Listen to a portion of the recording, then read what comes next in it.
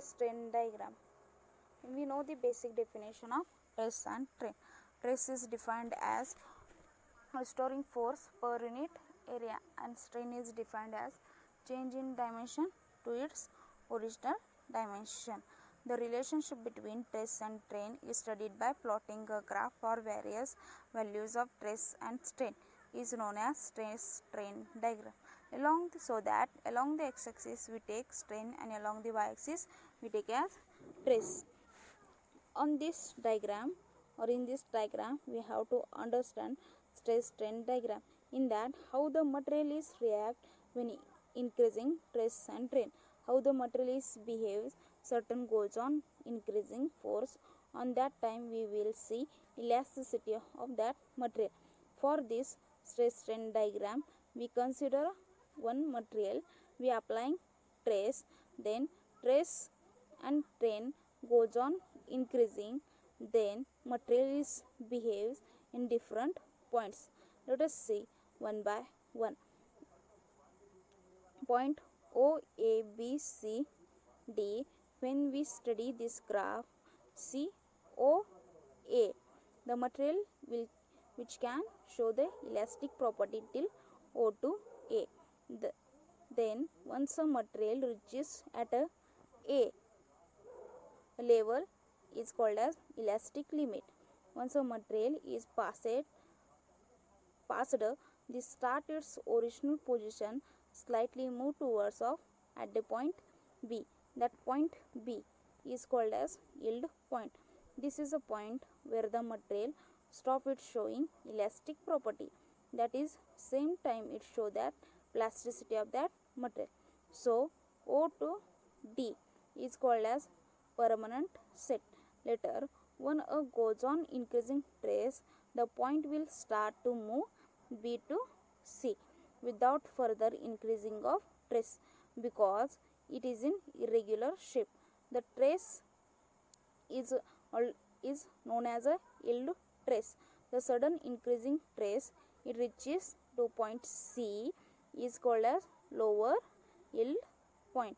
The point C is called as lower yield point. Once it start to move C to D, as we increasing the trace, that material start to show a plastic property.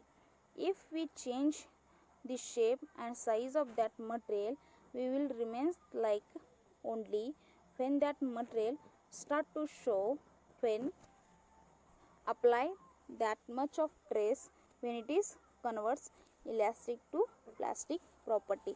So CD is called as plastic regions. As we goes on increasing trace, the material first loses its elastic property, then it will regain the elastic property. The material will start decreases its thickness, but without change in value. Once a material start to decreases the thickness at the point C, the maximum trace of material and corresponding deforming force at a point D is called as tensile stress. After that, the material goes on to break. There is no change in strain. Ultimate it break under the area. The curve A, B, C, D, that is known as work done per unit volume. This is a stress strain diagram.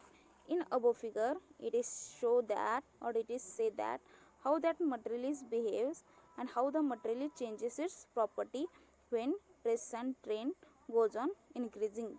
There are also other further factors also affecting on properties of that material, like elastic, plasticity, impurities, annealing, and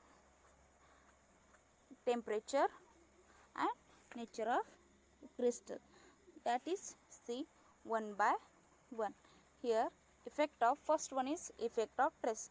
When a material is subjected to low number of cycles of a stresses, it loses its elastic property even within the elastic limit.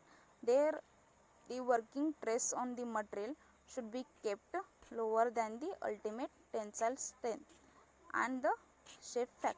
Here we discuss or we known as apply the force within the elastic limit, then it's come its original or regain its shape and size.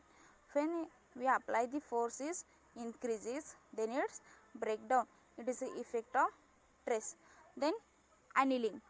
Here annealing is also known as the heat treatment. Increasing temperature of that material, then cooling certain time of that material, so that there is change in material.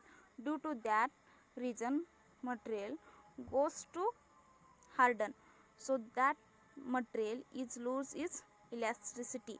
For example, steel before hardening we can change its shape and size, then after hardening it does not, we will change the shape and size.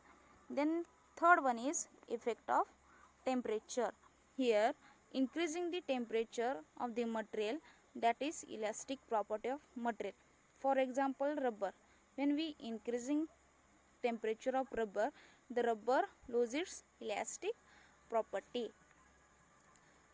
Then last one is effect of temperature. The addition of impurities product variation in elastic property of the materials. The increases or decreasing of elasticity depends upon the type of impurities added to it. If impurities added is more elastic than material, the elasticity of material is increasing, vice versa. Here we already know that the impurities adding is depends upon that material. When we add the impurities more, that is increasing its impurity, then when we decreases the impurity, then material is loses elastic property. Then last one is E, that is nature of crystal.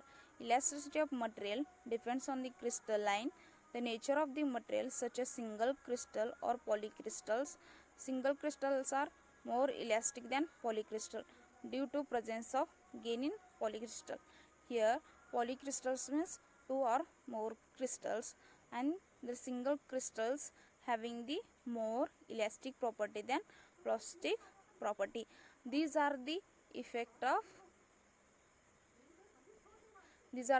factors affecting of elasticity.